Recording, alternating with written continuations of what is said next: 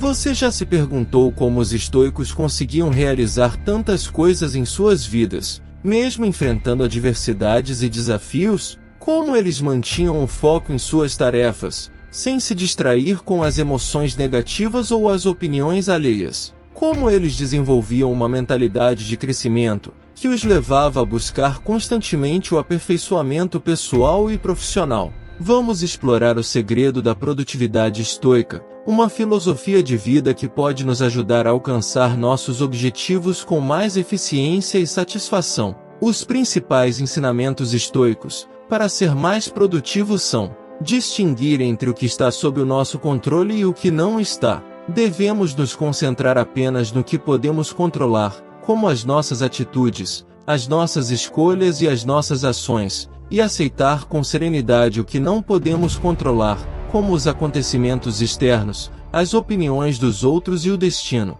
O que está sob o nosso controle? Segundo os estoicos, o único que está sob o nosso controle é a nossa razão, ou seja, a nossa capacidade de julgar, decidir e agir de acordo com a nossa natureza racional. Isso significa que podemos controlar as nossas percepções, as nossas emoções, as nossas intenções, os nossos valores e as nossas virtudes. Esses são os elementos que definem o nosso caráter e a nossa felicidade. O que não está sob o nosso controle? Tudo que não depende exclusivamente da nossa razão está fora do nosso controle. Isso inclui os acontecimentos externos, como o clima, a economia, as doenças, os acidentes, etc. Também inclui as opiniões dos outros, como os elogios, as críticas, os reconhecimentos, os insultos, etc. E também inclui o destino, ou seja, o curso natural das coisas que não podemos prever nem mudar.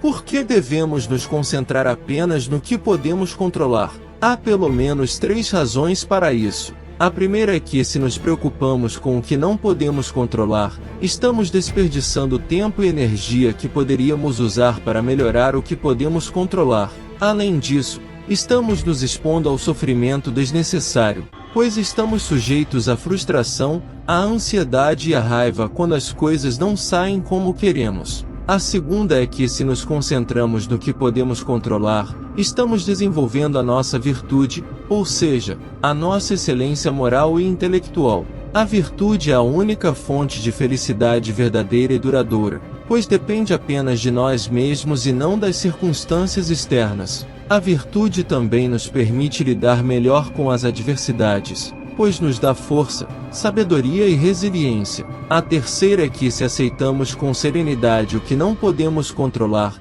estamos cultivando a nossa paz interior e a nossa harmonia com o universo. Ao invés de resistir ou reclamar do que acontece fora de nós, podemos nos adaptar e aproveitar o que há de bom em cada situação. Podemos também reconhecer que há uma ordem e uma razão por trás de tudo, mesmo que não entendamos ou concordemos com ela. Como podemos distinguir entre o que está sob o nosso controle e o que não está? Uma forma simples de fazer isso é usar a seguinte pergunta: isso depende apenas de mim? Se a resposta for sim, então isso está sob o nosso controle. Se a resposta for não, então isso não está sob o nosso controle. Por exemplo, eu posso controlar se eu estudo ou não para uma prova. Isso depende apenas de mim. Eu não posso controlar se eu passo ou não na prova. Isso depende também do grau de dificuldade da prova, do critério do professor, do meu estado de saúde no dia da prova.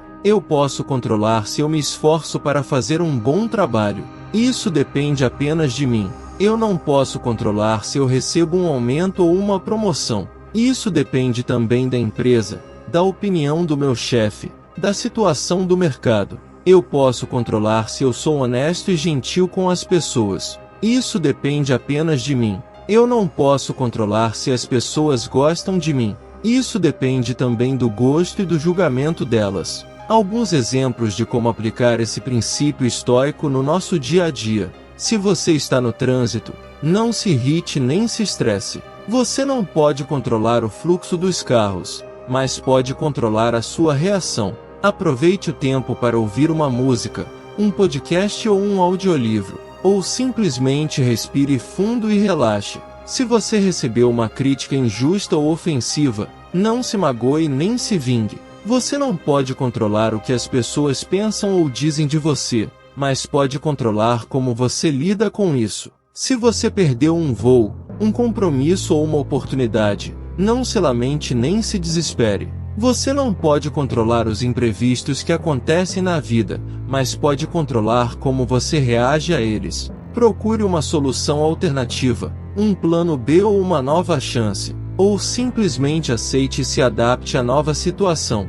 Agir de acordo com a nossa natureza racional. Devemos usar a nossa razão para guiar as nossas decisões, e não nos deixarmos levar pelas paixões ou pelos impulsos. Devemos também respeitar e cooperar com os nossos semelhantes, reconhecendo que somos parte de uma comunidade humana. Agir de acordo com a nossa natureza racional significa que devemos buscar o conhecimento verdadeiro, o discernimento moral e a sabedoria prática. Devemos evitar a ignorância, o preconceito e o dogmatismo. Devemos também exercitar o autocontrole, a moderação e a disciplina. Devemos evitar os excessos, os vícios e as dependências. Por exemplo, se queremos tomar uma decisão importante, devemos analisar os prós e os contras de cada opção, baseando-nos em fatos e evidências, e não em suposições ou emoções. Devemos também considerar as consequências da nossa decisão para nós mesmos e para os outros, buscando o bem comum e não o egoísmo.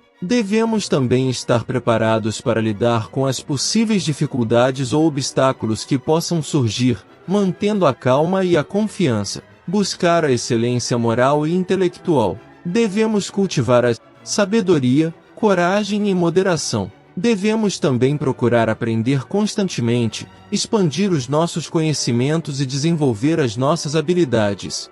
Essas virtudes são consideradas universais, ou seja, válidas para todos os seres humanos, independentemente de sua cultura, religião ou época. Elas também são interdependentes, ou seja, não podemos ter uma sem as outras. A sabedoria é a capacidade de julgar corretamente as situações, discernir o que está sob o nosso controle e o que não está, e agir de acordo com a razão e a natureza. A sabedoria nos ajuda a evitar os vícios, como a ignorância, a ilusão, a ira e o medo, que nos afastam da felicidade. Ao evitar vícios, deixamos de desperdiçar energia, assim conservamos a nós mesmos, e podemos aplicar nosso tempo em tarefas verdadeiramente produtivas, que vão nos trazer benefícios. A coragem é a firmeza de ânimo diante das dificuldades, dos perigos e das adversidades, mantendo a calma e a confiança em nossos princípios. A coragem nos permite enfrentar os desafios,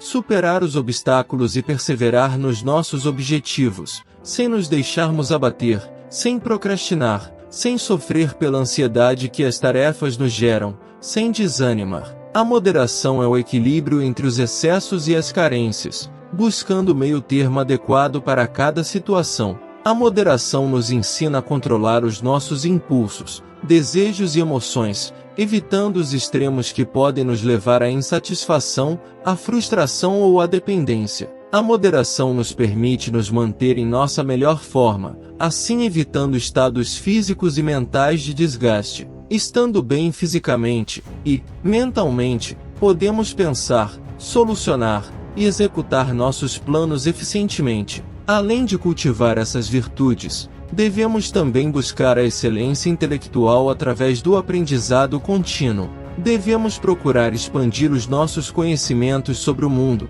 sobre nós mesmos e sobre os outros, através da leitura, do estudo, da reflexão e do diálogo. A reflexão consiste em pensar sobre os princípios estoicos, sobre as lições dos grandes sábios ou sobre as questões éticas da vida, para orientar a nossa conduta. A reflexão nos ajuda a compreender melhor a nossa natureza, a nossa relação com o mundo e os nossos deveres como seres racionais e sociais. Ela também nos permite avaliar os nossos pensamentos, sentimentos e ações, e corrigir os nossos erros e vícios. Para fazer uma boa reflexão, podemos seguir alguns passos. Escolher um tema ou uma questão que nos interesse ou que nos desafie. Por exemplo, podemos refletir sobre o que é a felicidade, o que é o bem, O que é o mal? Como devemos agir em situações difíceis, etc.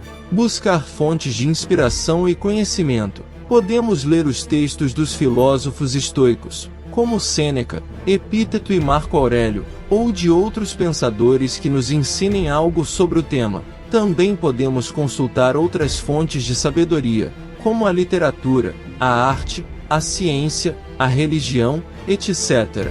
Analisar as ideias e os argumentos com cuidado e crítica. Devemos examinar as premissas, as conclusões, as evidências e as implicações das ideias que encontramos. Devemos questionar se elas são verdadeiras, coerentes, relevantes e úteis. Devemos comparar diferentes pontos de vista e buscar o que há de melhor em cada um.